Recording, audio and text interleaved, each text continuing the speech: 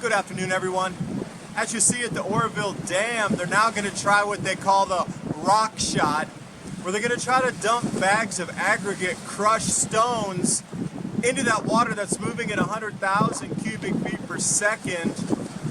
You see the ferocity of the water. There's no way that's going to work. It reminds me very much of what they called the junk shot when they were trying to plug the BP oil spill, giving false hope to people. Now you got to realize if they've asked you to evacuate your home, you're not coming back for weeks or months, possibly never again. So if you're still in that zone and on the edge where you weren't evacuated, if it starts to overtop and break during this next storm, you will be asked to evacuate. I highly encourage you to get all of your valuables together, get everything that you don't want to lose, and get it into a pack at least so you can grab it and get ready to get out your door. Whether that be jewelry from your family heirlooms, your firearms for sure, any types of documents that you'll need, anything with leases, stock certificates, anything of value you're going to have to take with you. If you're allowed back in your homes for any period of time, once you grab that second set of whatever it is, you probably will never come back to your home again. I wish you all good luck. This video is about the start to finish and what they're trying, what they call the rock shot. Let's sum it up right now.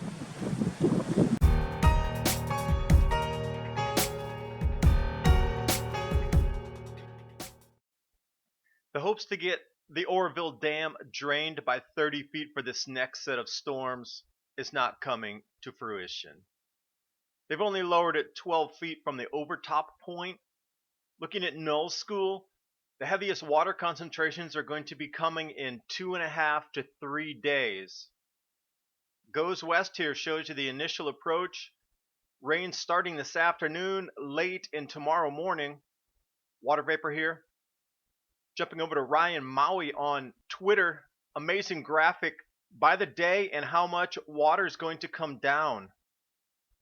Entire state of California up to 3 inches, such as Los Angeles 2 to 4 inches, Northern Cal also. Now let's take a look exactly what's happening with the Oroville Dam, with the overspill and the emergency spillway, now retermed the auxiliary spillway. X marks the spot. What they're really worried about is the water flowing in causing such erosion that this spot is going to eat in and allow pressure to push through the back wall and start coming out from that point there, collapsing the entire wall. You can see the arrows where I put where the water flow is going to go when this next event happens. I'm going to term this one the rock shot. This is their last hope to avoid the collapse during this storm. What they're doing is they're taking boulders, crushed aggregate, and putting it in these sacks. You can see the approximate size. And then they're going to deliver them by helicopter in these areas that I've indicated with the orange markers. They have to shore up these areas to try to avoid flooding again. Now just take a gauge of this. You can see the concrete spillway that's damaged. Now notice the helicopter above. You can see that little tiny dot that looks like a period at the end of a sentence. That's one of the bags of rocks. At the same time, they're dumping rocks over the edge there, smoothing it out. But when we start to wide out, you can really see the tasks they're up against. Literally 12 to 18 hours before the next storms come.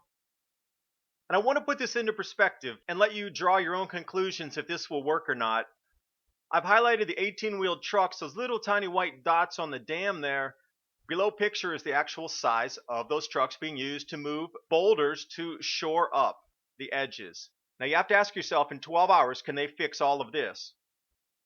Areas for the rock shot, I've indicated here. The overflow that they're trying to prevent is where the parking lot started with the actual emergency spillway that's collapsing as one of the main points they need to fix, as well as the erosion pattern there. When this erodes, it's dirt and debris rolling down. It creates a scouring pad, eroding even further. So this is after the first overtop of the emergency spillway, the damage that was done. Now the storm that's coming up, this dam's completely full again. It's going to roll for days and days and days. Again, the media is really misleading you on this. I like that the guys are trying to repair it. Thank you so much, guys, for risking your lives out there, because if this collapses while those workers up there, they're all going to be swept away. And I appreciate you trying to save people downstream by working overtime and putting your asses on the line to try to save others. That is top notch. Truly, it is. But the media going out of their way to clip photos so it looks like that they can actually fix this problem quite easily. Top image is the clipped photo from LA Times. Bottom is when they wide out, and you can see the arrow tip is exactly where they're working. That's only 1/40th of the entire first one set of erosion gullies that were created. They're using helicopters to try to drop these bags of aggregate, and just the monster power of nature. They're actually going to try to drop bags in there in that flow at 100,000 cubic feet per second. And you think those bags are even going to make it to the bottom before they're washed downstream? This was at full flow here in the first initial overtopping of the emergency spillway. That's class 5 rapids right there. And the erosion continues at the bottom of the concrete spillway. This is a 1-day difference. It looks like it's a bit more eroded on the February 14th side there. So amazing pilots going out too and bringing back images that we can use to try to take a look and forecast out where the danger zones are. But remember that BP oil spill? And they said, oh no, we have it under control. We're going to do the junk shot. We're going to just jam that thing full of golf balls and all kind of thing that's going to plug up the pipe, and no worries, it's finished. Well, we're kind of at that same juncture in time, still giving false hope. And when I originally did the story a few days ago, February 11th, 10th, you can see the progression of erosion. The progression from this point is even further over to the right into the very base foundation of the dam. You know, the drop off on the road that you can see at the top with the CHP helicopter view is about 40 feet. These little bags of aggregate are 6 feet tall.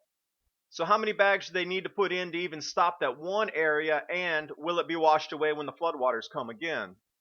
Now, one positive thing though, the workers there that put down that concrete to try to shore up the edge of the emergency spillway, that concrete actually stayed in place. Now, how much more of that can they lay before this next deluge comes? Now, the rock shot points are the 2 arrows I put at the top here. You see that waterfall that's coming between the parking lot and the very edge of the emergency spillway? That's about to collapse. So they're trying to really fill that in as we speak. And the X marks the spot literally where that'll actually be the punch through point when this dam collapses. If it does, that's where the water is going to exit first. That's a couple hundred feet down the hillway, because you got to consider that overspill itself's 100 feet tall. So when you bring it down again, we're looking at about 200 to 230 feet where that main erosion point is at. So a minimum 200-foot wave would come down the mountain. Few before and after shots here. Now, this is the first few hours that it started to overflow in the above image, and then after the water stopped, that was the erosion after that 24-hour period. And don't worry, everything's under control. California Department of Water Resources said so. Oroville Dam sound, as is the separate structure from the auxiliary spillway. I mean, emergency spillway or auxiliary spillway? You're confusing me now. Before and after photos here again. California Water Department, no danger to the dam or people. And then they had to evacuate 200,000 people with 30 minutes notice. The very least you could have done was at least tell the people there's a possibility that they might have to leave, so they could have prepared more, their personal belongings, their valuables, their documents. And here we come again, round 2. Before and after photo. Some time progression as the first 12 hours elapsed from the overtop.